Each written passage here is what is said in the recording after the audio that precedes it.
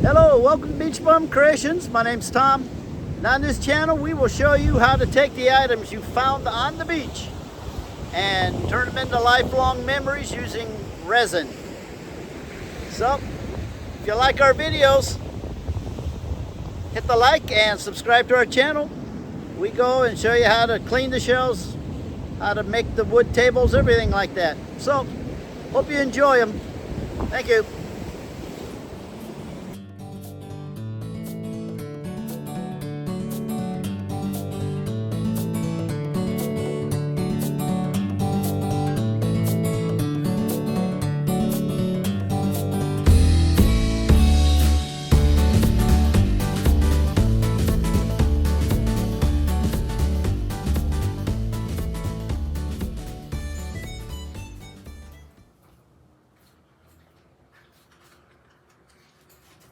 Alright folks, welcome back. I've decided I'm going to make a frame to go around the picture, I guess. The whole picture? I don't know what you would call it. But anyway, it'll be a picture once it's framed. So I went upstairs and took the measurements just now of the opening. And I have some wood here and I'm going to cut it. I'm going to put an edge on it. Get my router and edge. Before I cut them, before I cut the 45s to make the frame. That way it's just one long piece will have it and I don't have to measure nothing. Then I'll measure and cut it and glue it all together and take it up there and put it on the wall. Also, I've decided I'm going to fix the ocean in it. It kind of droops down to the right a little bit. And if you look at the ocean, because if you're standing in the bedroom and you're looking to the right, you can see the ocean. But you look at the picture, you notice it's down, but the ocean is horizontal. It's completely horizontal. So I'm going to fix that and put some darker blue on the top and make it level. So I might even put some more clouds on it.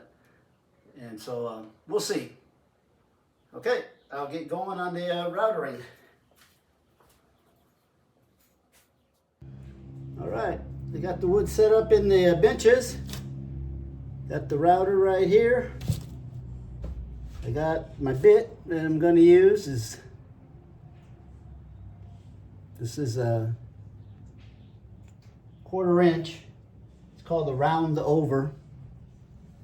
So it's going to kind of make a little round on the edge instead of it just being squared off. I got the measuring tape and my pencil, so I'm going to go ahead and measure this.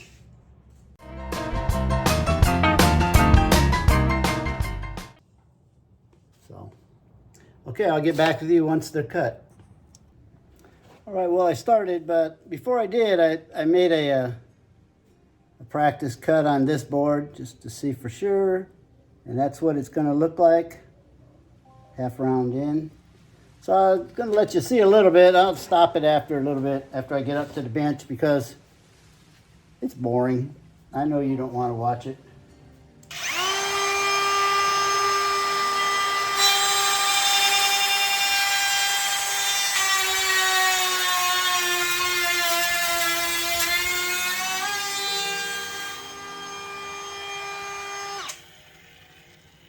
Okay. I'll go ahead and scoot it down and finish her off, and that'll be one side. All right, I finished edging the one piece that's up against the wall. This is the piece I have that I'm doing the demos on. So right now I'm going to cut a 45 on my angle saw. By the way, I just restored this, so there is another standalone video just for this. I haven't posted it yet, but when I do, you should check it out.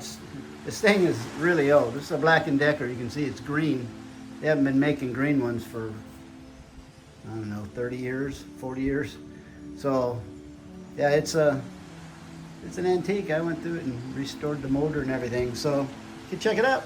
All right, I'm going to cut a 45, and I have my angle here and this one over here, and I'm going to check it to make sure it's cutting 45, and then make any adjustments here as necessary.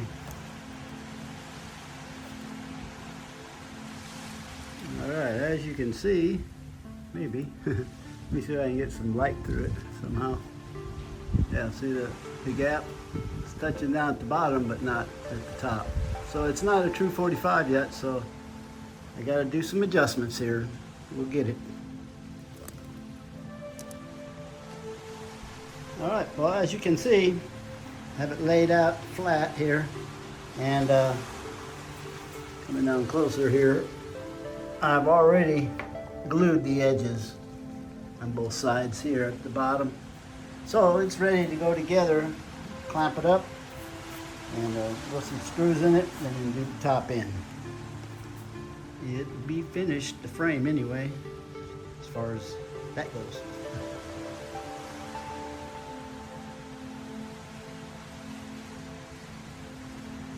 All right, I've got it back down here in the workshop, and the ends are glued and screwed, and now just getting ready here to sand it, and then I'll sand it and stain it down here and then take it back upstairs. I have to put some holes. I already got the holes marked out where I'm going to put the screws that hold it to the wall, and the other side also. So there you go. Tomorrow this will be stained and hopefully hanging back up on the wall, or hanging up on the wall. Okay, I've got the picture down here again in the dining room, and right here I've marked some lines. So that's where the blue will come up to. See, it's so that way it'll even it out. It was drooping down to the right here, so it's going to be fixed. There you go. I'm handing it over, and I've mixed up some resin. Can you see this? Okay. I don't know how dark it is. It's got to be darker. I want it darker than this. Yeah, that's a little darker. That's good. Okay. And for this, I use some blue-green dye, and also some ultramarine dye, and some turquoise glitter. And as usual, you need your alcohol in case you get it on your hands, and to get rid of any bubbles, you need your heat gun, paper towel, wipe your hands off. I've already mixed this up for about 3 or 4 minutes now, and it's been sitting for about 10. So now I'll stir it up one more time, and you can feel it. It's hot. It's ready to be poured.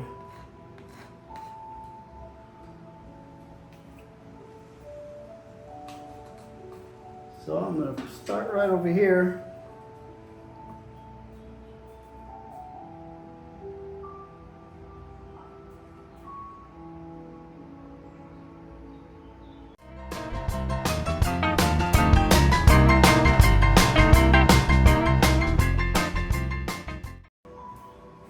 I'm back.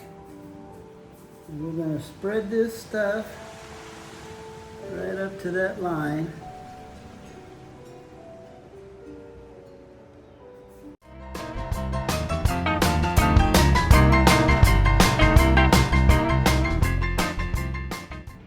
Sometimes if you play with this, it doesn't matter what it looks like now because it's going to run. I've got this tilted up a little bit so it runs down here towards the sand, so don't run into the sky actually. That's the reason it's there. Alright.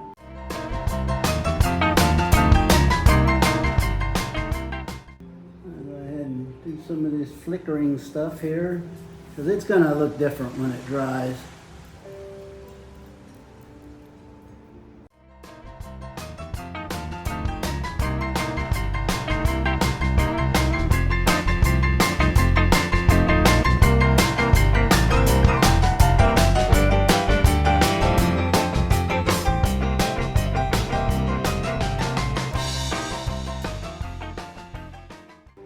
That looks better though.